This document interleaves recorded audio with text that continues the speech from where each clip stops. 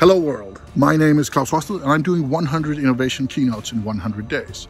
Today is number 55 and today I want to talk about the advantage of having visual innovation happening. And what do I mean by visual innovation? I actually mean not just innovation but visual work of any kind. Behind me is a shovel. And that's because today we're doing a bit of gardening.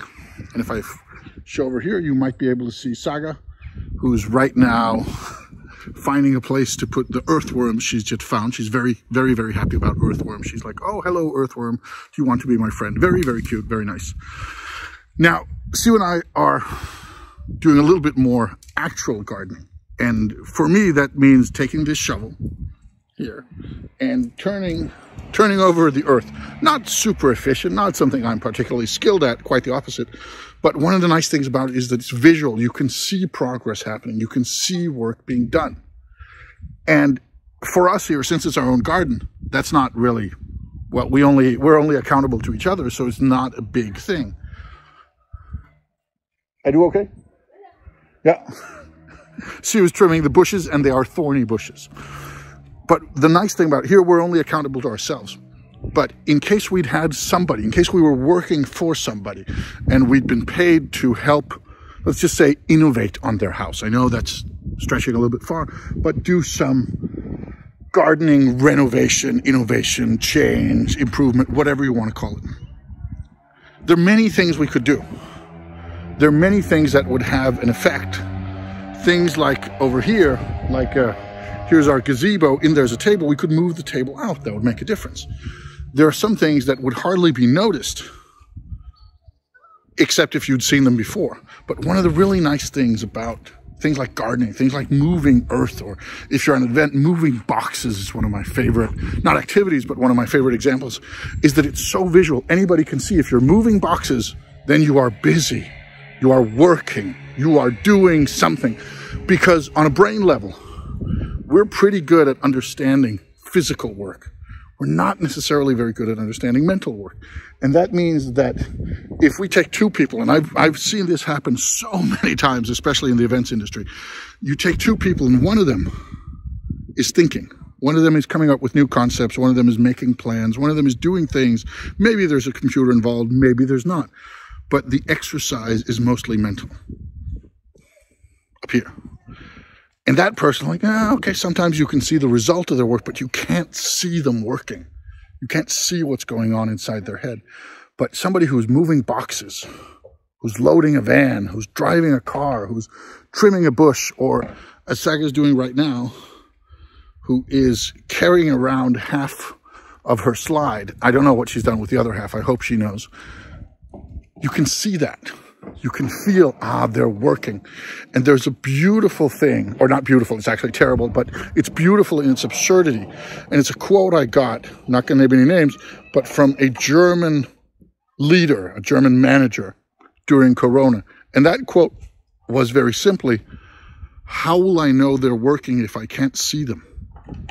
Because it was remote work. And my first thought was, wow, 2020. Wow, how can I see they're working if I can't see them? Or how do I know they're working if I can't see them? It's this throwback to a paradigm of work needs to be visual. Work needs to be done like by hand, like, oh, and now Saga's run into trouble. We're gonna go help her. That if you can't see it, it doesn't count. It's not real work. Here we have, here's Saga. And here is the slide. We're going to see if we can help Saga figure out the slide.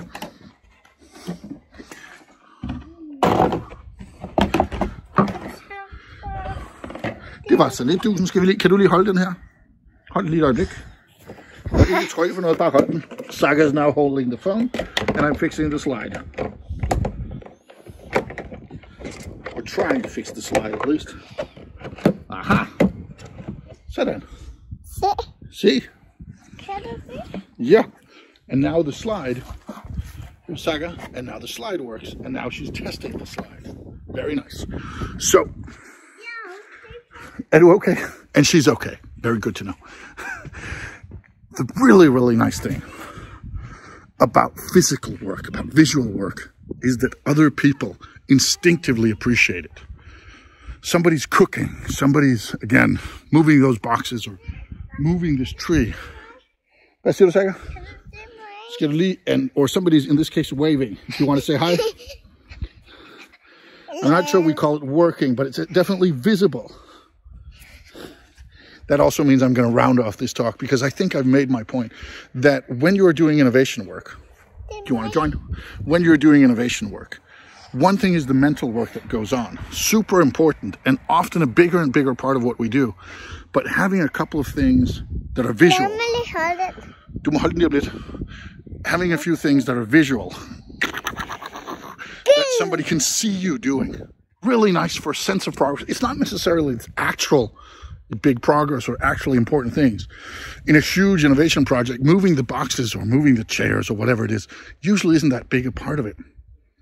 But it looks good and it feels recognizable, feels like work, it feels like progress. So a tip from here, and I know it sounds a little bit like manipulation and trickery, because it is that when you're doing projects, make sure, if you can, that people get to see when you're doing the physical stuff. They get to see when you're doing the visual stuff, because then they can see the improvements. Hearing about them, that's fine. Sniffing them, I don't really know if that works, but seeing stuff happen, oh, that's powerful. That's a good sense to activate. And that's why we get so happy when people do physical work compared to when they do mental work, because we can't really see if they're doing anything or not. We can't see how tough it is.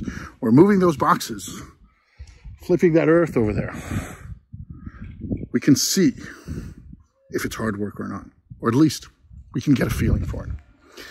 And with that said, we're hitting the 7-minute mark, and that means that Saga and I are now going to wave goodbye. Saga, vill du vara med och vinka? Thank you for listening. Also vinkar vi. Vill du vinka? No, she doesn't want to wave, but we give her a chance. She's busy doing physical work. Thanks for listening.